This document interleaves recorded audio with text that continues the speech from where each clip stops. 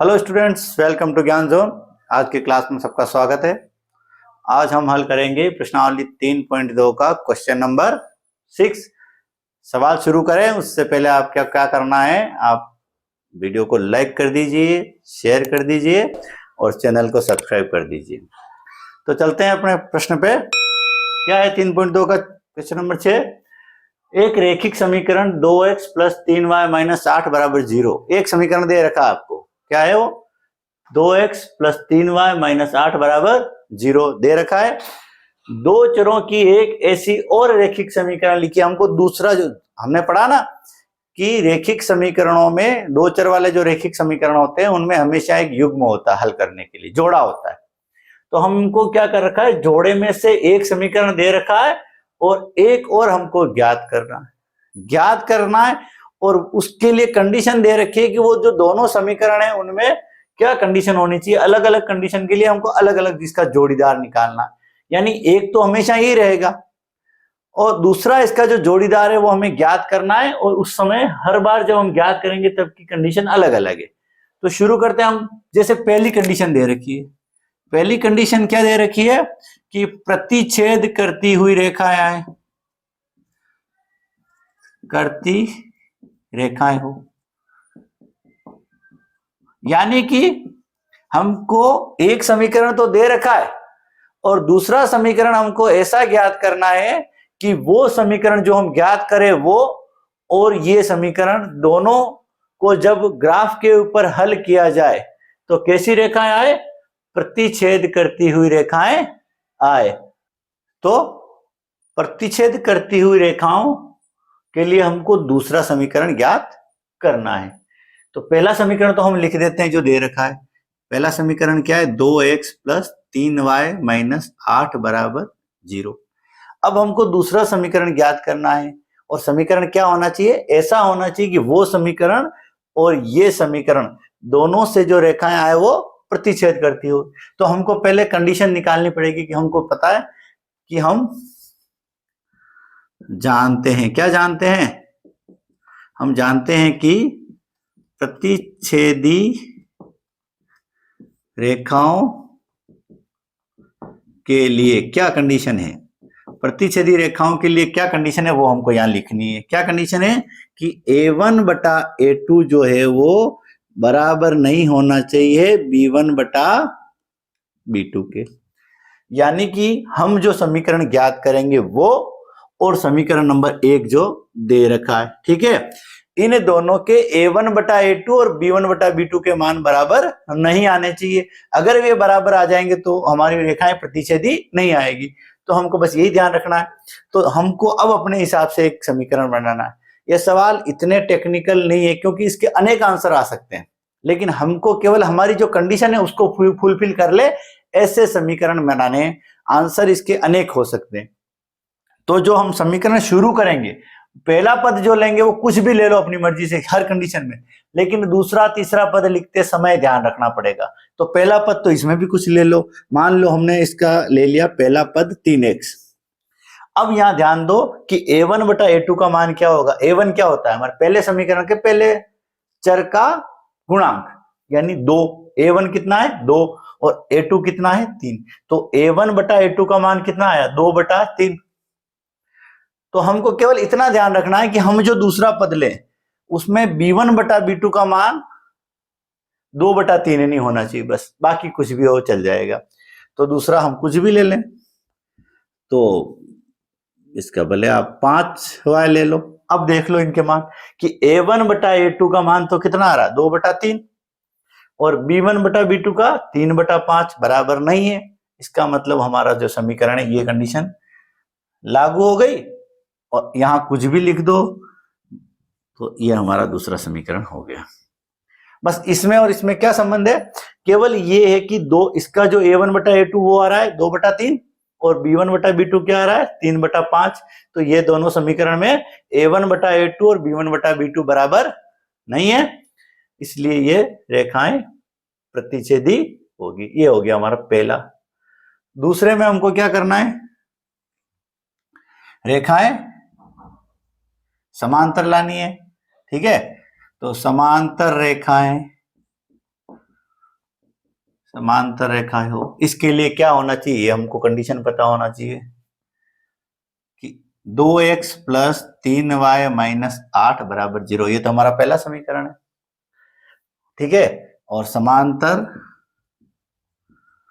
रेखाओं के लिए क्या कंडीशन है, समांतर रेखाओं के लिए हम जानते हैं, क्या जानते हैं कि a1 बटा a2 और b1 बटा b2 तो बराबर होने चाहिए, लेकिन c1 बटा c2 बराबर नहीं होना चाहिए। तो ऐसा समीकरण बनाएंगे, पहले तो कंडीशन लिख देंगे कि a1 बटा a2 बराबर हो b1 बटा b2 के, लेकिन बराबर नहीं हो c1 बटा c2 के। तो अब यहां ध्यान रखना, यहां हमने ये कोशिश की कि दोनों के मान बराबर नहीं आए, लेकिन यहां ये कोशिश करनी है कि a1 बटा a2 और b1 बटा b2 बराबर आ जाए। तो समीकरण होगा, समीकरण 2 होगा, ये लिख दिया, यहां भी लिख दो, समीकरण सेकंड होगा। तो यहां मान लो 3x ही ले लो, तो a1 बटा a2 का मान कितना आया, 2 बटा 3। यहाँ 2 बटा 3 लाना मुश्किल है, तो ऐसा कुछ और ले लो, या 1 बटा 2 आए, ऐसा कर दो 4x ले लो। तो यहां पर अब देखो a1 बटा a2 का मान कितना आएगा, 2 बटा 4 यानी 1 बटा 2। तो यहां भी 2 बटा 4 लाना है, तो यहां क्या कर लो, 6y ले लो। अब 2 बटा 4 कितना हो जाएगा, 1 बटा 2, और 3 बटा 6 कितना हो जाएगा, 1 बटा 2। तो ये दोनों a1 बटा a2 और b1 बटा b2 तो हो गए बराबर। अब तीसरा हमको क्या करना है कि बस ये बराबर नहीं लाना, यानी इसका और यहां जो लिखेंगे उसका मान 1 बटा 2 नहीं होना चाहिए।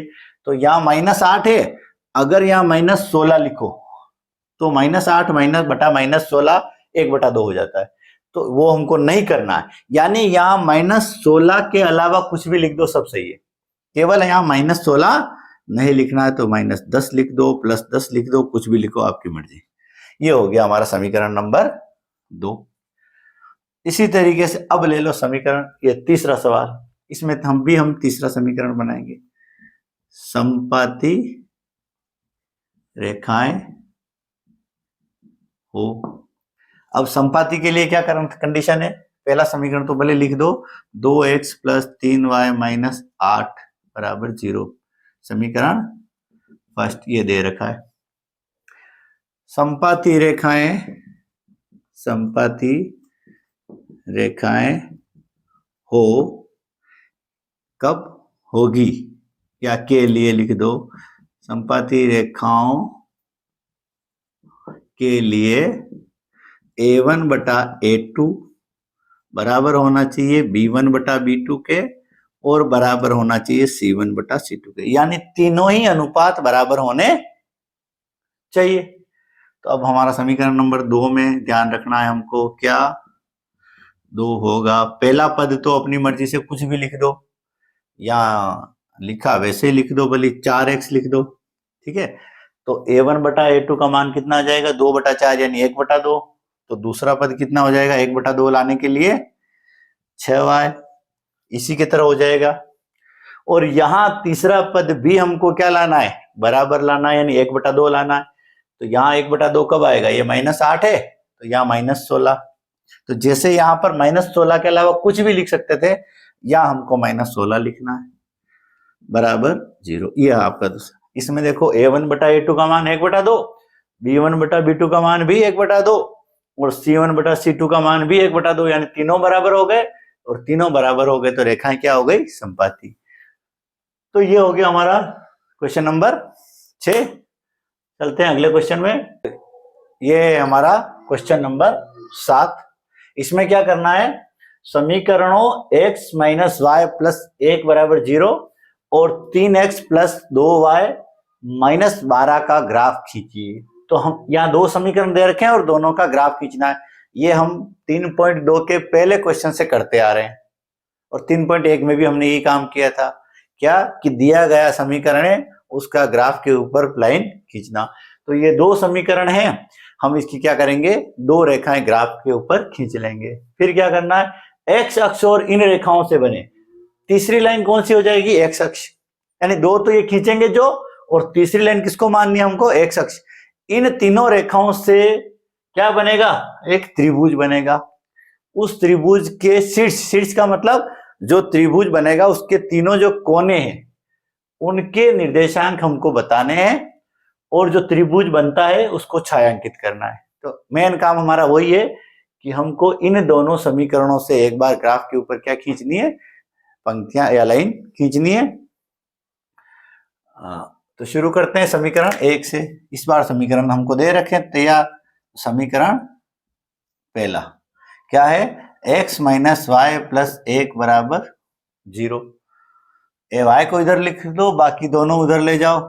तो माइनस वाई बराबर क्या हो जाएगा, x उधर जाएगा तो माइनस का x और 1 उधर जाएगा तो माइनस का 1। सभी के चिन्ह बदल दो तो y बराबर हो जाएगा x प्लस 1।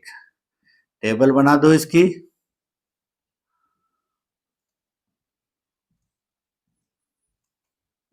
x के मान और यहाँ y के मान बस लिखते जाओ। x बराबर 1 ले लो, x बराबर 1 लेने पर y बराबर कितना हो जाएगा, इसमें लिखो y बराबर x प्लस 1 है, x की जगह 1 प्लस 1 बराबर हो गया 2।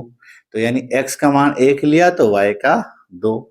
x बराबर 2 ले लो, तो x बराबर 2 लेने पर ये लिखेंगे y बराबर 2, x की जगह 2 प्लस 1 कितना हो गया 3। तो यहाँ 2 लिया तो यहाँ 3 आ गया। अब x बराबर 3 ले लो तो y बराबर हो जाएगा 3 प्लस 1 यानी 4। तो 3 लेने पे 4। ये हमने क्या किया, हमारा जो समीकरण नंबर 1 था उसके 3 x के मान निकाल लिए और 3 ही y के मान निकाल लिए। अब लेते हैं ये वाला समीकरण नंबर 2। क्या है ये, 3x प्लस 2y माइनस 12 बराबर 0।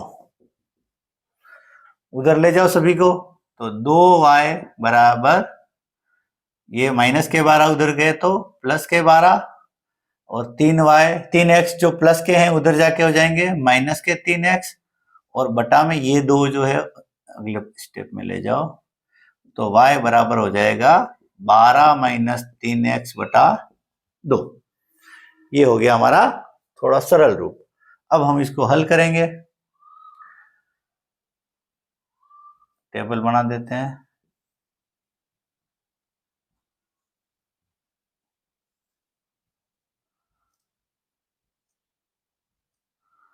x और y। अब यहां देखो कि हम x का जो भी मान लेंगे वो 3 से गुणा होके 12 में से घटेगा। तो अगर हम x का अगर विषम मान लेते हैं तो यहाँ विषम संख्या आएगी, विषम संख्या आएगी और सम में से घटेगी तो विषम में 2 का भाग नहीं जाएगा। तो हम कोशिश करके यहाँ कैसी संख्या लेंगे, सम संख्या लेंगे। सम संख्या लेंगे तो इसका भाग इसमें पूरा पूरा चला जाएगा और हमारा दशमलव में नहीं आएगा। अगर आप विषम भी लेते हो ने दशमलव में आ भी जाता है तो ग्राफ बन जाएगा, कोई दिक्कत नहीं आएगी। तो शुरू करते हैं। x बराबर हम ले लेते हैं, पहले 2 ले लेते हैं। x बराबर 2 लेने पर x का मान 2 लिया तो y बराबर 12 माइनस 3 इंटू 2 बटा 2। ये कितना हो जाएगा, 12 माइनस 6 बटा 2। 12 में से 6 गए यानी 6 बटा 2, 6 बटा 2 यानी 3। अब क्या करना है, ये हो गया हमारे एक मान आ गया कि 12 में से ये 2 ऊपर लिख दो थोड़ा, तो 12 में से 6 गए 6 बटा 2 आ गए 3। अब हम x, तो यहाँ आ गया 3। अब लेते हैं x बराबर ऐसा करो आप 0 ले लो। तो x बराबर 0 लेने पर क्या होगा, y बराबर 12 माइनस 3 इंटू 0 बटा 2। 3 इंटू 0 0 हो गया, 12 में से 0 हो गया तो 12, 12 बटा 2 कितना आ गया 6। ये आ गया 6। अब क्या करोगे, x बराबर 4 ले लो।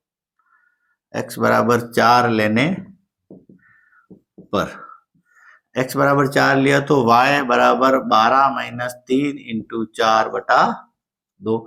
3 इंटू 4 12 हो गए, 12 माइनस 12 0, 0/2 बराबर 0 हो गया। तो ये हमारे 4 लिया और ये आ गया 0। तो ये दोनों ही क्या किया हमने, दोनों ही समीकरणों के हमने x के और y के 3 मान निकाल लिए। अब हम बनाएंगे ग्राफ। तो ग्राफ के लिए देख लो, कोई भी मान हमारे 4 से ज्यादा बड़ा नहीं है और माइनस के मान तो है ही नहीं।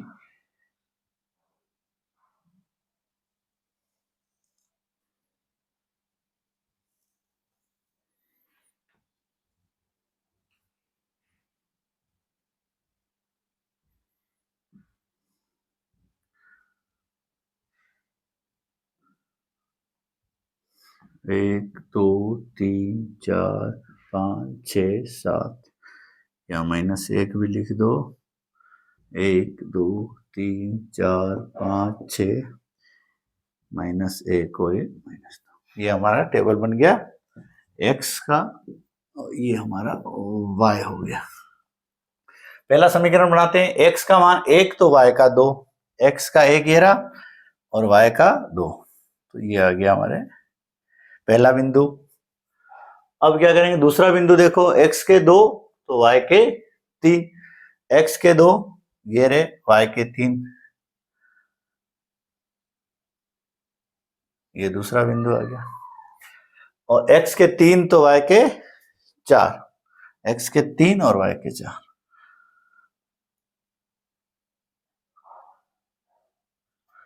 अब इसको हमें इस तरह से खींचना है स्केल से। ये लाइन आ गई। ये हमारे कौन से समीकरण की लाइन है, समीकरण नंबर 1, जो क्या था, x plus Y plus 1, sorry x minus Y plus 1 बराबर 0। ये हमारा पहले समीकरण की लाइन आ गई। दूसरे समीकरण इससे बना, दूसरे समीकरण की जो लाइन है वो इससे बनेगी, x बराबर 2 और y बराबर 3, x के 2 और y के 3। एक तो यही बिंदु आ गया हमारा। x का 0 और y के 6, x का 0 ये रहा और y के 6 ये रहा। और x का 4 और y का 0, x का 4 और y का 0। तो ये आ गया एक बिंदु, दूसरा बिंदु, तीसरा बिंदु, इनसे हमको मिला देना। तो अब देखो, ये तो हमने क्या किया, दोनों ही समीकरणों की हमने रेखाएं बना दी। प्रश्न क्या था कि ये दोनों रेखाएं, इन जो ग्राफ पे खींचने, इस समीकरण की रेखा और इस समीकरण की रेखा और तीसरा बिंदु लाइन एक्स अक्ष। तो एक रेखा तो ये वाली, एक रेखा ये वाली और एक एक्स अक्ष, इन तीनों से त्रिभुज बन रहा है। तो इससे तो ये वाली लाइन आ गई हमारी, इससे ये वाली लाइन आ गई और एक्स अक्ष हमारा ये रहा। तो एक लाइन तो ये रही, एक ये रही और एक ये रही। इन तीनों से त्रिभुज कौन सा बना, ये वाला। इसको पहले रेखांकित कर लीजिए, बाद में हम निर्देशांक निकाल लेंगे। तो इसको हमें छायांकित तो करना ही है, तो छायांकित कर लो पहले। ये वाला हमारा त्रिभुज है।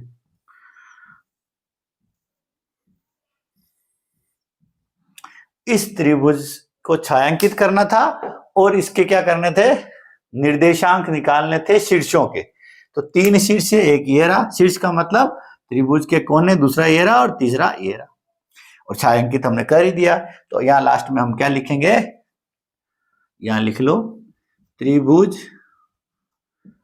के शीर्षों के निर्देशांक। तो पहला ये ला, इसको ले लो। इसके निर्देशांक x का मान कितना है, इसके -1 और y का 0। तो पहला तो ये हो गया -1 0, पहला बिंदु। दूसरा बिंदु ये रहा, x का मान यहाँ कितना है 2 और y का 3। तो दूसरा आ गया 2 और 3। और तीसरा ये रहा, यहाँ x का मान कितना है 4 और y का 0। तो तीसरा जो निर्देशांक है वो है 4 और 0।